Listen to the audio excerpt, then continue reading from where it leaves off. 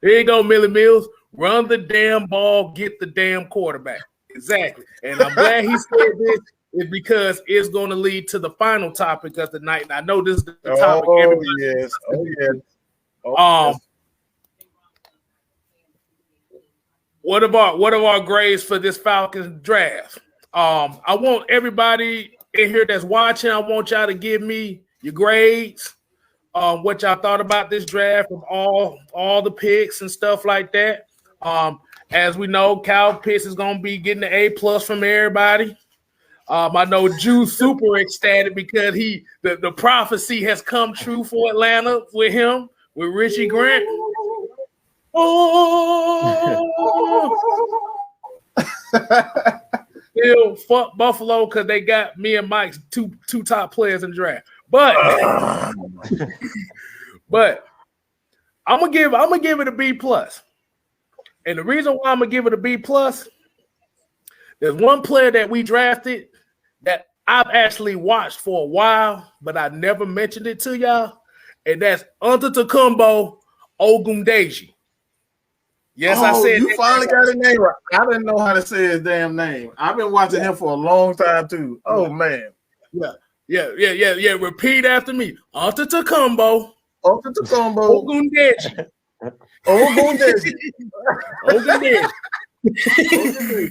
Okay, I got it. Because dude from Notre Dame. Yeah, that's the dude from Notre Dame. Okay. Yeah, that dude. I love him. I love that dude.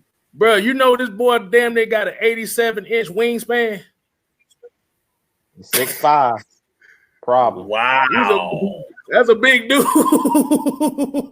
No, Nathan. Well, kind of in a way we got Giannis, but it's not Giannis Antetokounmpo. Like I said, I can call him by name. We just gonna call him Ogun. That's what we're gonna call him. Just Ogun.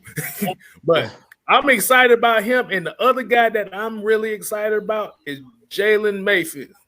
I'm excited about him. My gosh. I know you love this draft, Jude, because you've been talking about building the trenches forever, man. Yeah. So I think Jude, let's just let the Jude have this because I know he's been foaming that.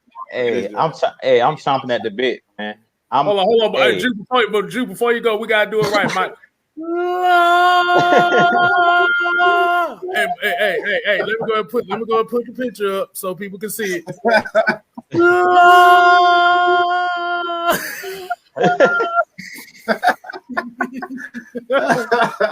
Yeah. Don't worry about the picture being backwards. That's the way I found it. So y'all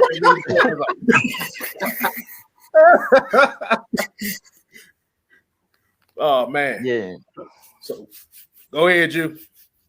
Well, I gave it a B+ too, Kstylz. I would have given them an A. The only reason they get a B+ is because y'all know I wanted that one tech.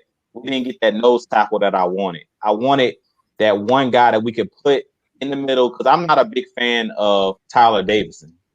I just am not a big fan of him as a one tech. And I really don't think that Grady is best used when he's playing the one.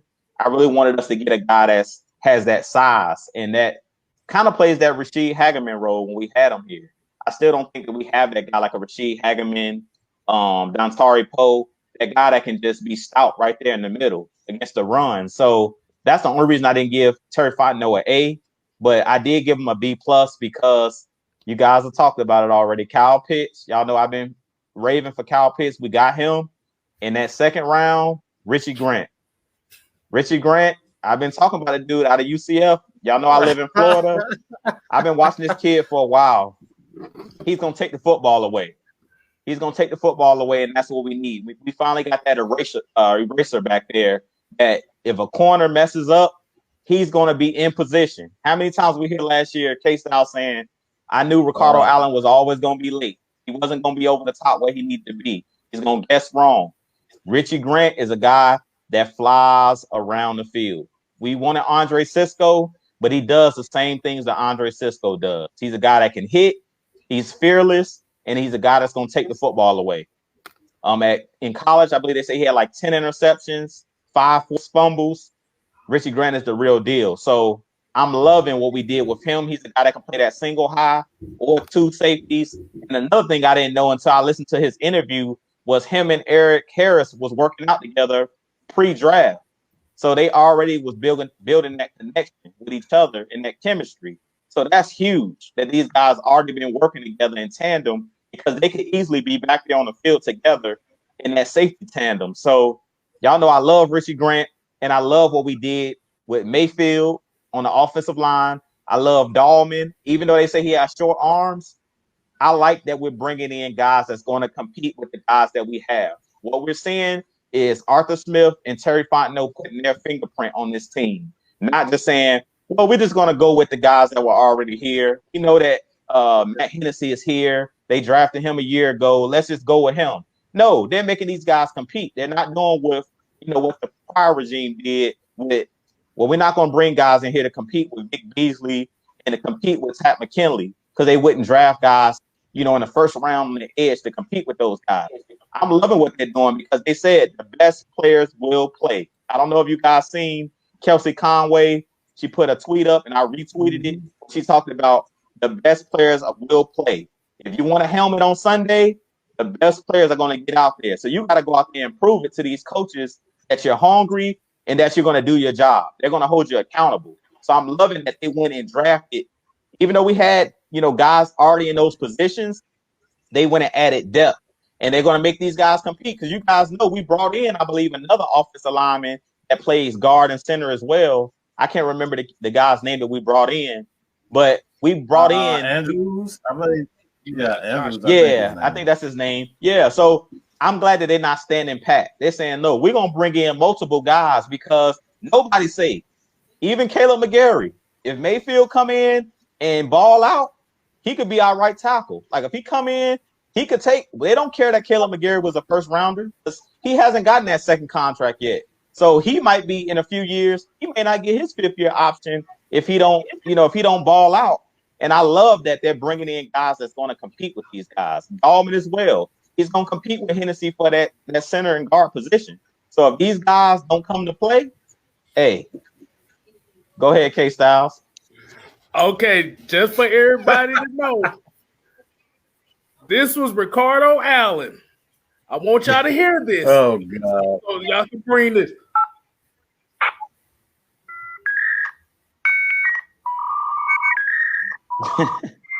Y'all have no idea what that means. Not the dial-up. Not the dial-up internet. Dial-up, bro. Hey, man. Tell me what it means. Tell me what it means. That was Ricardo Allen playing free safety. Yeah, man. That man was late to everything. So are you saying that he was out there? He was buffering on the field? Is that what you're saying? He was buffering, boy. That thing. See, these folks don't know, man. When we had dial-up, boy, you cut the computer on. It took about a damn minute before it came up. Don't let nobody call. Don't let nobody call, boy. You let somebody call your phone. That thing going right back to where it started.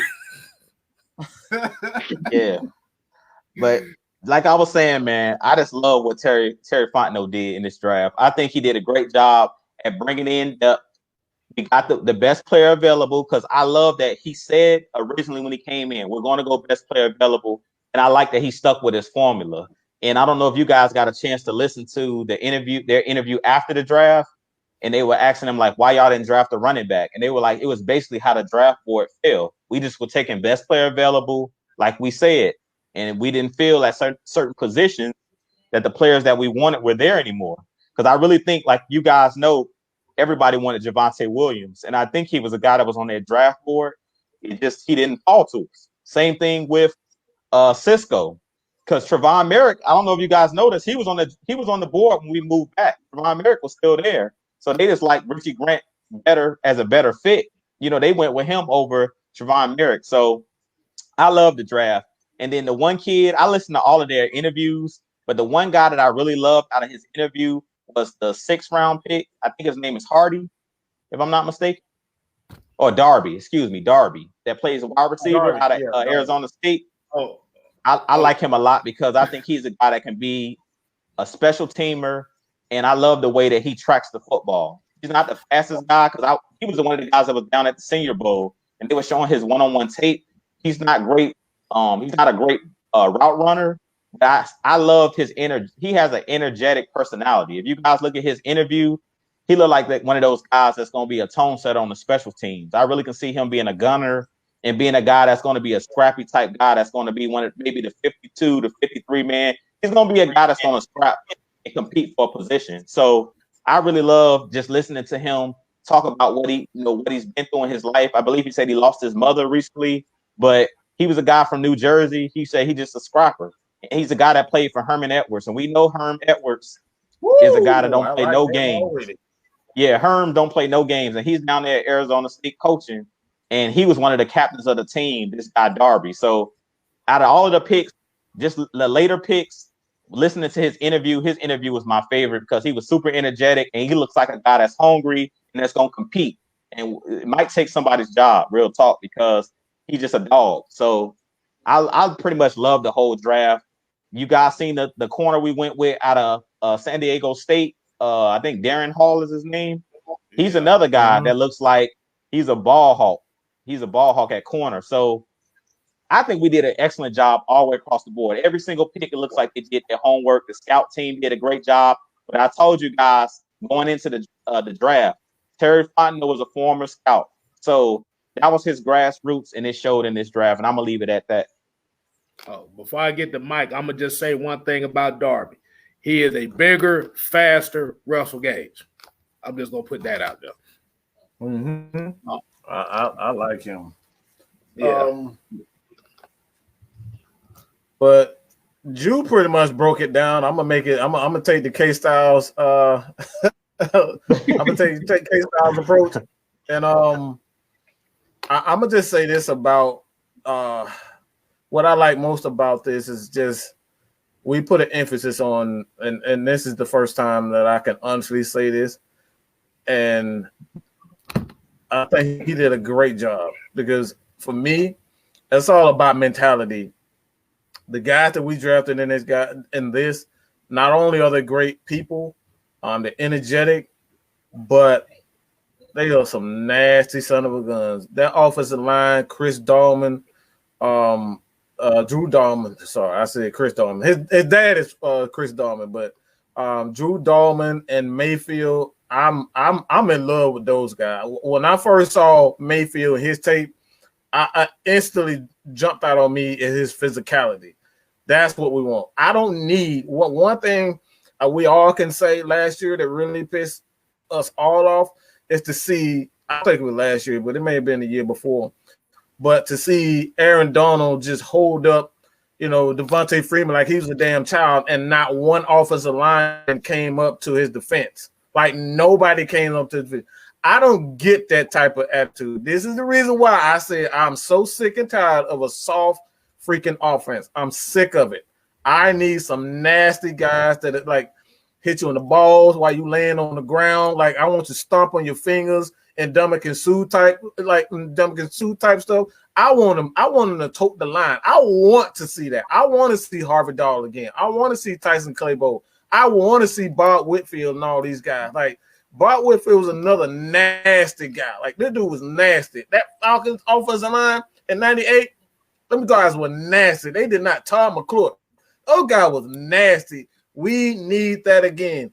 So when I saw from the offensive standpoint, I just saw guys with attitude.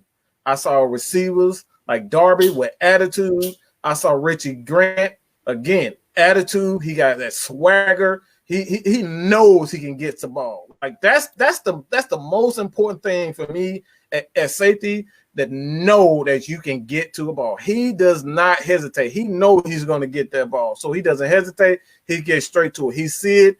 He's making the hit and he's getting to the ball. So that's what I like most about this draft is the attitude that came along with these drafts.